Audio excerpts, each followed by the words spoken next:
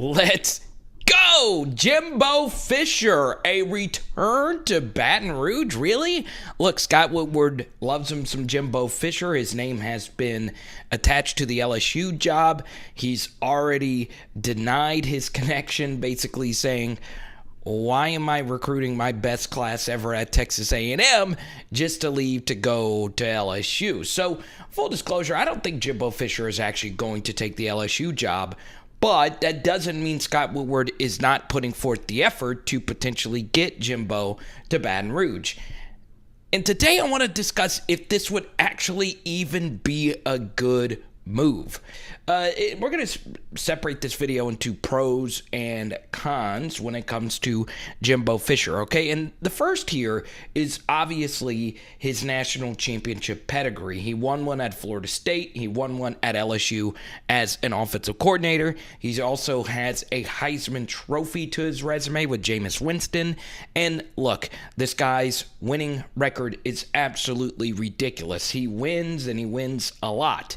Now, to the level that he has won at Texas A&M, has that actually lived up to expectations? Well, last year they did go 9-1 and was barely on the outside looking in for the college football playoff. So, yes, Jimbo Fisher, that's obviously a huge pro, the national championship and the Heisman Trophy, along with his LSU ties. So, yes, that would absolutely be a huge positive.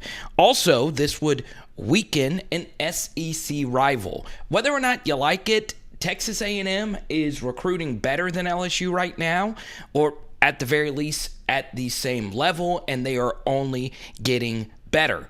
And you can even make the case that Jimbo Fisher is probably the second best recruiter in the sport, only behind Nick Saban. You can make the case for Kirby Smart and a few others, but if you look at the recruiting class rankings of what happened before Jimbo joined Texas A&M and what you've seen in recent years, as you guys are looking at right now, Jimbo Fisher has been phenomenal on the recruiting trail. And that also goes along with Florida State, where they have not been the same since he's left. In fact, no top 10 classes whatsoever since Jimbo Fisher left. So he left one program, the recruiting tanked. He went to another program, and the recruiting has been better than it's ever been before. And his 2022 class will be by far his best class yet. And it's not just the fact that he has a really good 2022 class. It's his recent commitments. Walter Nolan, the number 2 player in the country, as 5-star can get. And also Le'Veon Moss, the Baton Rouge running back. Neither of them, any recruiting writer would have guessed, would have ended up at Texas A&M just a few months ago. So as you can see, it's not just Texas kids. Jimbo Fisher has done a really good job just with his recruiting talent and his recruiting prowess. And that's another big Jimbo Fisher plus, is that this dude is a fantastic program builder. He says and does all the right things when it comes to fundraising and getting people on board with Texas A&M, press conference, booster smooching, all that stuff. He's really good at it. There's just no other way around it. So the politics aspect of college football, Jimbo Fisher really understands how to get all of it done. And that would also be probably the biggest bonus of it all, is if LSU did hire Jimbo Fisher, you would be weakening Texas A&M, which is not going anywhere when it comes to the future of the SEC. So, as you could tell, Jimbo Fisher is going to be a thorn in LSU's side. And it's not just that LSU plays Texas A&M every year. It's that they play them towards the end of the season. So, yeah, I mean, this is always just going to be a thing, Jimbo going up against LSU and what he's building at Texas A&M. I don't think another coach would come into Texas A&M and be the same level of a coach as Jimbo Fisher. It would be really, really hard. So, as you can see, there is a lot to like about Jimbo Fisher. But now let's go to the cons of Jimbo Fisher. And there is quite a few of those as well.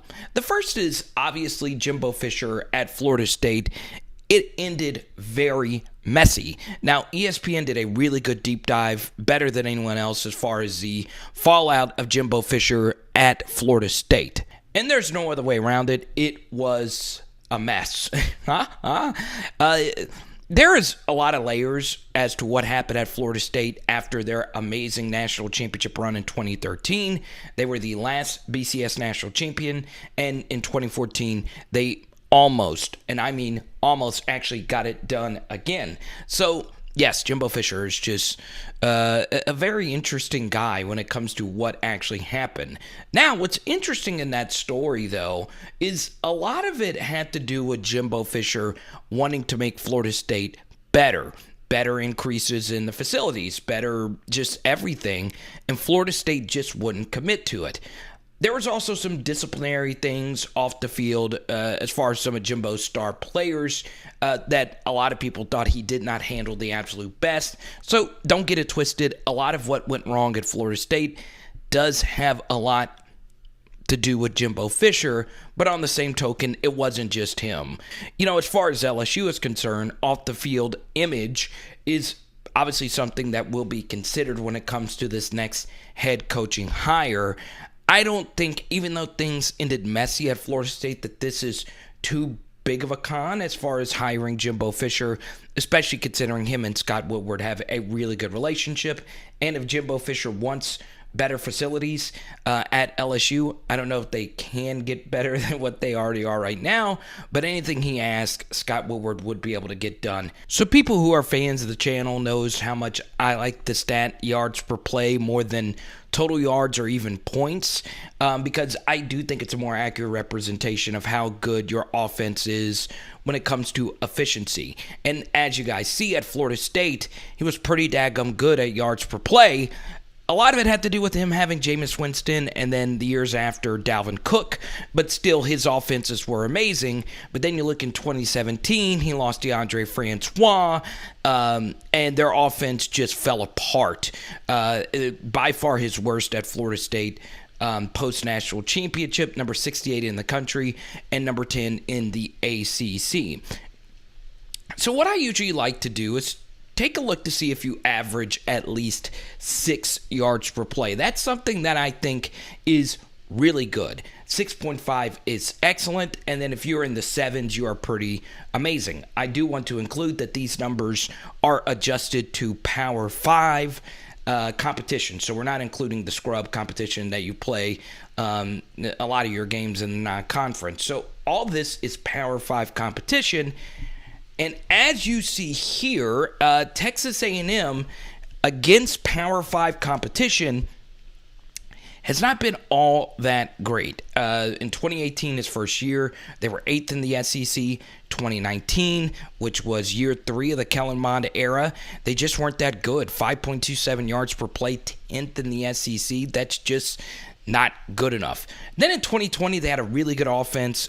Kellen Mond, 6.48 yards per play. That is definitely crossing the national championship threshold of 6.2. We did a deep dive on that in our Lincoln Riley piece. But then in 2021, for the second time in 5 years, he has an injury to a starting quarterback, and he has to go to his backup, Zach Calzada. A lot of you have watched the Texas A&M offenses, and quite simply, they haven't necessarily been elite. Now, a lot of that has to do with the lack of just absolutely game-breaking skill position talent on the outside, in particular at wide receiver. They've had really good tight ends. Overall, their running backs have been pretty good. This has been Jimbo's best set of running backs this year, with Spiller and number 6. I'm forgetting his name. Both of them are really good football players. But when it comes to wide receiver, yes, they had Jamon Osborne. Yes, they have Anais Smith. But they aren't nowhere close to what LSU, Alabama, and you can even say Arkansas has done over the past couple of seasons. So, yeah, I mean, that's been a big issue. But, of course, if you go to LSU where there's an endless fountain of elite wide receivers, that would be fixed. So, yeah, Texas A&M's offenses, you do begin to question Jimbo's, once again, he is one of the better offensive minds of the post-2000 era, but over the past couple of seasons, I don't think anyone would say Jimbo is a top 5 or even top 10 play caller at this point. His offenses, I do feel, can be a little too coachy. In other words, I just think he sometimes overcoaches his quarterbacks, and that could lead to staleness at the position. But still, that's just a minor observation for me. I could be totally off base. But look, Jimbo Fisher, of course, he coached Jameis Winston, and this would be another con for Jimbo, is the quarterback development, okay? Compared to another offensive contemporary, a guy like Lincoln Riley, his quarterback development has been nothing short of incredible. You can even say the same with Lane Kiffin with Matt Corral. Outside of Jameis Winston, Jimbo's quarterback development has just been way off. This is a graphic from ESPN regarding how Florida State's quarterbacks have fared outside of the Jameis Winston era, and as you can see, it is not really that great. DeAndre Francois was a huge issue off the field, and outside of that, I mean, it was just a whole lot of bleh and misses. And then you go to Texas A&M, where Jimbo's quarterbacks also have not lived up to snuff. So 2017, that wasn't his quarterback, Kellen Mond. That was the previous class to when Jimbo got there in 2018. And as many of you know, Kellen Mond was a decent SEC quarterback. And decent is probably the best way to describe it. You can even say he was good, but he definitely wasn't elite. And Jimbo never really made him that much better. And outside of Kellen Mond, 2018, they had a 4-star James Foster. He transferred and hasn't really done a whole lot. His current quarterback was a 3-star Zach Calzada, who he picked up in the 2019 class. His starter for this year was 4-star Haynes King, and he was the one that got injured early in the year. And his 4-star quarterback from this last class, Eli Stowers, has already been moved to tight end, which is kind of wild. I don't know if he's going to go back to quarterback, but it is very, very, very interesting. So, yes, Jimbo's quarterback track record at Texas A&M has not been up to snuff. And, of course, there is a counter to that.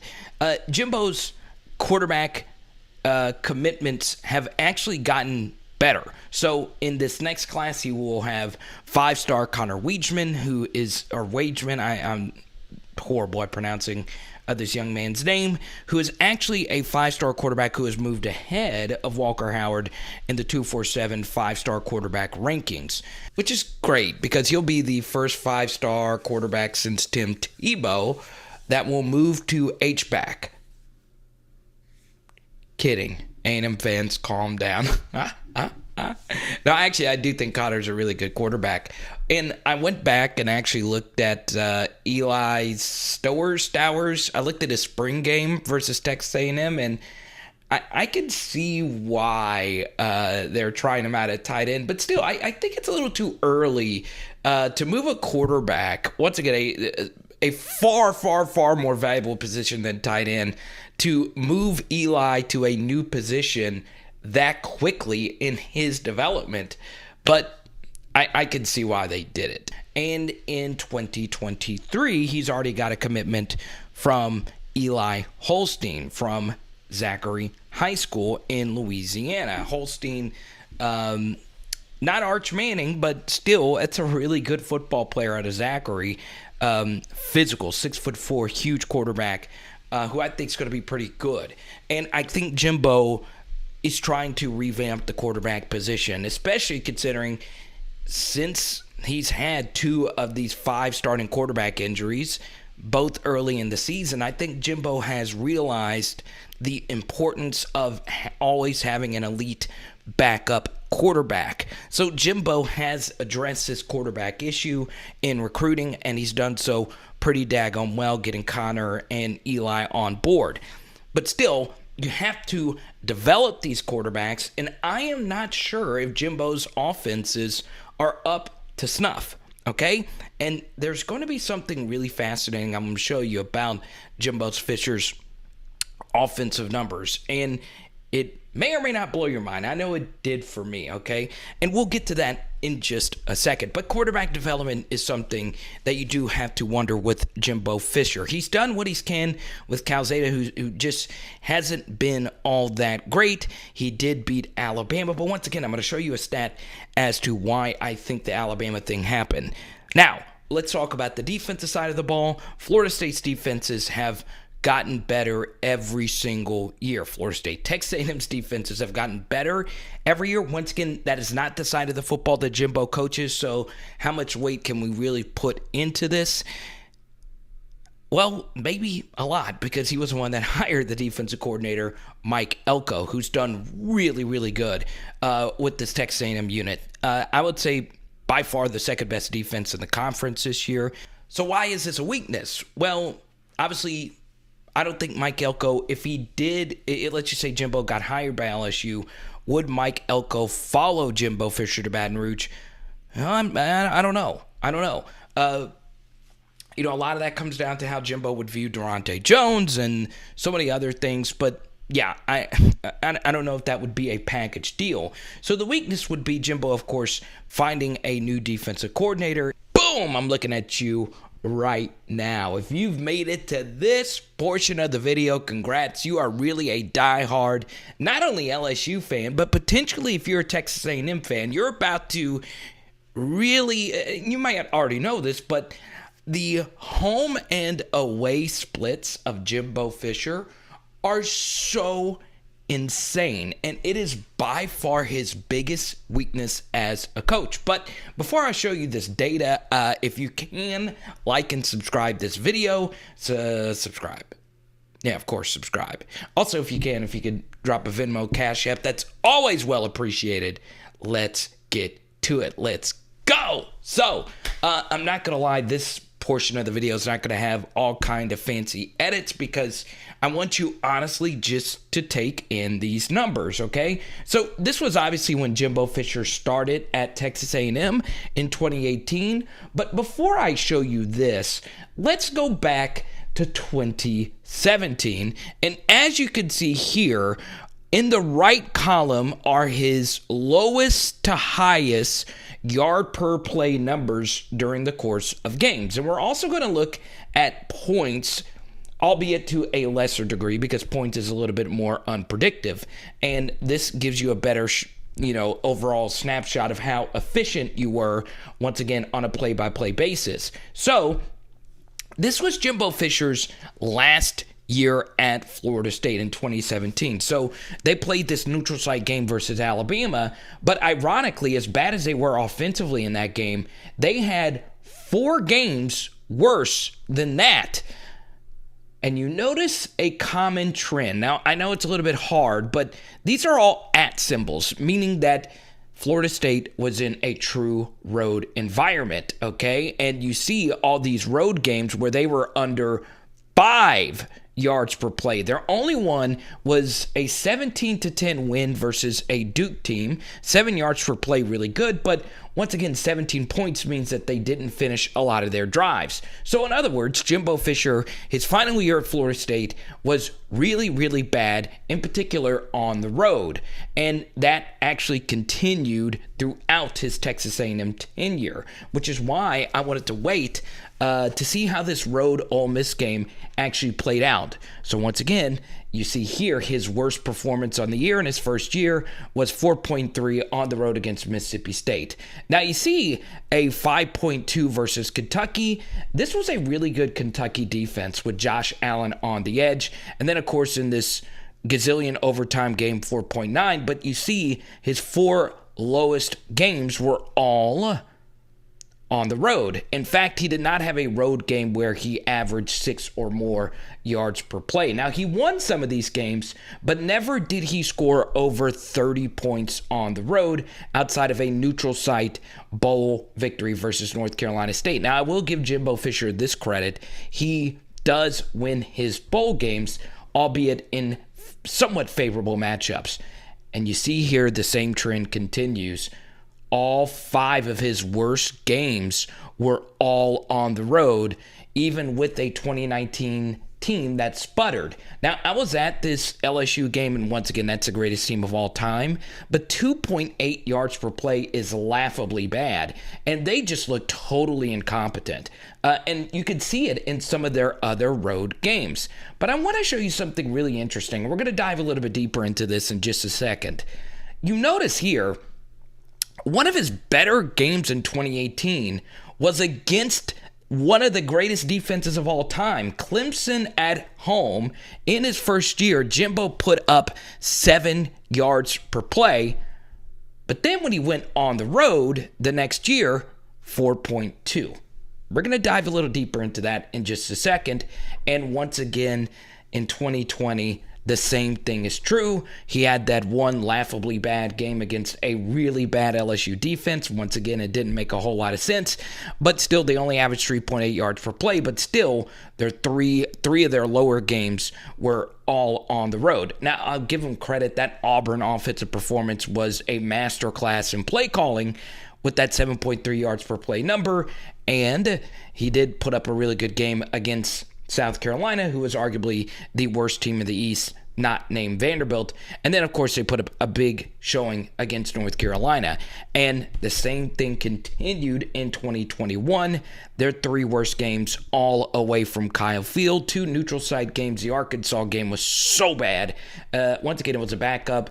Their starter got hurt in the Colorado game. We'll give him a pass. But I'm not going to lie. I had this video done, but then I saw this trend, and I waited to see what would happen versus Ole Miss, and it was their worst offensive game of the year by far. They had a pick 6 in the game, only 5.4 yards per play against an Ole Miss defense that, quite frankly, isn't the absolute best. I do like Sam Williams a lot on their defensive line, but still, their only decent offensive game on the road against Missouri. Now, that looks pretty good, 6.4 yards per play. They jumped out to an early lead, but this was actually one of Missouri's better defensive performances on the year, as they are arguably one of the worst defenses I think I've ever seen. They made a Bo Pelini type of hire with Steve Wilkes, and they are really, really bad. So while 6.4 looks really good, this defense is atrocious. But as you see, even against Alabama with the backup quarterback, their best offensive performance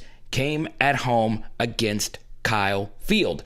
But that's what's really interesting about this whole thing, is that when you even look a little deeper, these splits are even staggering when you look at common opponents on a year-by-year basis. So let's go back to the Clemson thing. So Clemson 2018, one of the best teams of all time, one of the best defenses of all time. That was their second worst game defensively, and as you can see, the 7 yards per play was way above Clemson's season average and way above Texas A&M's offense-owned season average, and that's not even Power 5 adjusted. The same thing is true if you look at the away game, where Texas A&M performed way under their own offensive average and under Clemson's season average. And yes, the 2019 Clemson defense was good, but it wasn't as good as their 2018 defense. We move along to the Arkansas matchup. So every year this game is played in Jerry's World, which is a neutral site. Jimbo Fisher's offenses have been not great in any of them, even if you look at points or yards per play. But in 2020, because of the pandemic, there was 1 year where this game was played in Kyle Field. And Arkansas's defense, which was really good last year, underperformed, and Clemson's offense overperformed with that ridiculous 7.1 yard per play number. So what does that tell you? Well, yes, that was that was Texas A&M's best offense, but you could see that the Texas A&M offense performs way better at home than they do on the road. So you look at Ole Miss in 2018. So they didn't play the 2020 game because it was just not made up because of the pandemic. But in 2018, 6.8 yards per play. But in 2019 and 2021, both of these, and Ole Miss has really just never had an elite defense.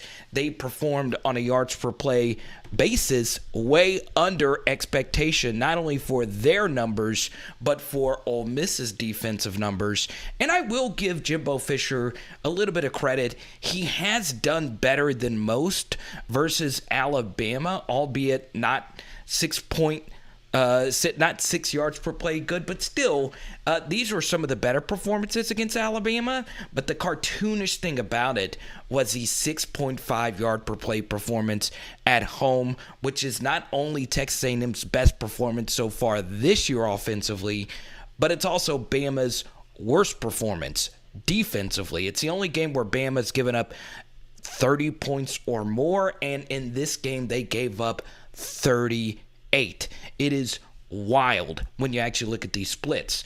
Isn't that wild? And that's the thing. And you're looking at some of your comments, not only on the YouTubes, on our community page. I even opened up this question on Twitter. Your thoughts on if Jimbo Fisher would be the next head coach at LSU. And as you guys can see, there's not a lot of Jimbo fans on this channel. And I'm not going to lie, I did reach out to someone that I do trust. There is still some animosity over what happened at the end of the 2018 game, where one of Jimbo's relatives punched or let's just say got really physical with Steve Crackthorpe, who was dealing with Parkinson's, which involved Kev Falk. So, you know, that still doesn't sit right with people. Once again, that wasn't Jimbo, but that was one of his own. And that was one of the dirtiest things I think I've ever seen. But still, once again, that's not, you know, a representation of the Texas A&M program. But I'm just saying there are still some people that feel really, really sour about that incident. But anyway, as you guys read some of these comments, the reason why that road home thing is very, very important. First, it is unreal how bad Jimbo's offenses have done versus LSU. Like, you know, even last year, I still can't get over that every team not named Vanderbilt that LSU played last year gave up gained a ridiculous 7 yards per play versus that LSU defense. And Jimbo, with his best offense at Texas A&M at home, the week after LSU lost a game, they only averaged 3.8 yards per play. So Jimbo, for whatever reason, obviously that wouldn't be an issue if he became the LSU coach. For some reason, he's just been so bad versus LSU. And that's the thing. It's not just the fact that Jimbo's offenses have performed bad on the road and bad versus LSU. It's that they look so incompetent. It's unreal. Whenever you go back and actually look at the highlights of the Ole Miss game, Ole Miss was sloppy in that victory. That game had everything to do with how badly Texas A&M was prepared for that Ole Miss game offensively. They were abysmal. And I felt bad because I was on Mario and Musso, and I felt really good about Texas A&M in this game. And I started the Jimbo Fisher deep dive, and I completely changed course. I was like, wow, this guy lays a lot of stinkers offensively that makes you go, what the heck was the game plan? The Arkansas game this year, yes, it was a backup quarterback, but God, what was the point? What were you trying to accomplish? There's just too many of these games offensively for Jimbo Fisher. And the reason why that's important, if you're, let's just say you are a Jimbo supporter, LSU has tougher games and schedules ahead of it than Texas A&M. Remember, there is no ifs, ands, or buts about it. A big bonus of Texas A&M over LSU is that Texas A&M gets to play South Carolina every year, a program that has been really, really bad, and LSU has to play Florida every year. And while Florida has tanked, they have unquestionably been better. And the thing is, it's a lot easier to go to Williams-Brice and win than it is to actually go to the Swamp and win. So that's something you would have to keep in mind. And don't forget, over the next couple of years, if the schedules remain the way that they are, LSU's got some brutal road matchups. One against Clemson here in about 3 or 4 years. You got to go to USC to play them in Vegas. USC might be kicking by then. Also, a road matchup versus Georgia is on the schedule over the next couple of seasons. So it's a very real thing, this road and home thing. So, yes, can it be fixed? Can it be improved? Of course. And once again, a lot of teams struggle on the road. It's just, if you're an offensive-minded coach and you're getting paid what you're getting paid at Texas A&M, what happened versus Ole Miss is simply unacceptable. It doesn't matter who your quarterback is. It is unacceptable to put what you put on the field versus Alabama and then put what you put on the field versus Ole Miss. It's mind-boggling, really. So here's the thing. Should LSU actually make this move? Now, as you guys have seen at the beginning of this video, I know we spent so much more time on the cons. The pros are still really good. I mean, this guy is really talented. Whether or not you want to admit it, Jimbo Fisher is really, really talented. And he very well could actually get to that next level at LSU with what LSU has to offer. As I've said from the get-go, I don't think it's going to happen. But also, more importantly, I don't think Scott Woodward should make it happen. Yes, reuniting with an old friend is really good. Yes, knowing that you're going to have a good relationship, head coach, athletic director, is very valuable. And yes, it would be very cool to knock a peg down on Texas A&M that's not only recruiting better, they're also recruiting the state of Louisiana better. And I know that makes a lot of you uncomfortable. With that said, I just don't, I'm not on fire about Jimbo Fisher. I'm not. I would be fine, and I think he would do well. It's just, to me, not the best candidate. And at this point, Jimbo would not be in my top 3. Once again, I've spent over a week looking at these numbers, and there are a lot of things that Jimbo Fisher does really, really well. But once again, if you're an offensive guy, I would have liked to see better offenses. And I know we've only gotten to really see the Jimbo offense at Texas A&M with 1.5 quarterbacks. Kellen Mond, a quarterback that wasn't even one he recruited, and now a backup. But still, you recruited those other quarterbacks, and one's already moved to tight end. There's some red flags here that I simply don't like, and I do think there are better options. So you guys can see my number 1 option right here. And it's ironic, there was some quote-unquote news with that number 1 option. Those videos will be floating in your face in just a second. And speaking of Texas A&M, there's a buddy of mine who's trying to get 4 tickets to the game. They are from Sweden. Yes, some viewers from Sweden want to go to the game, and they're looking for 4 tickets. So if you're looking to get rid of your Texas A&M tickets, feel free to comment down below. Just comment down below your thoughts on today's video. It is Power Hour LSU. Boom!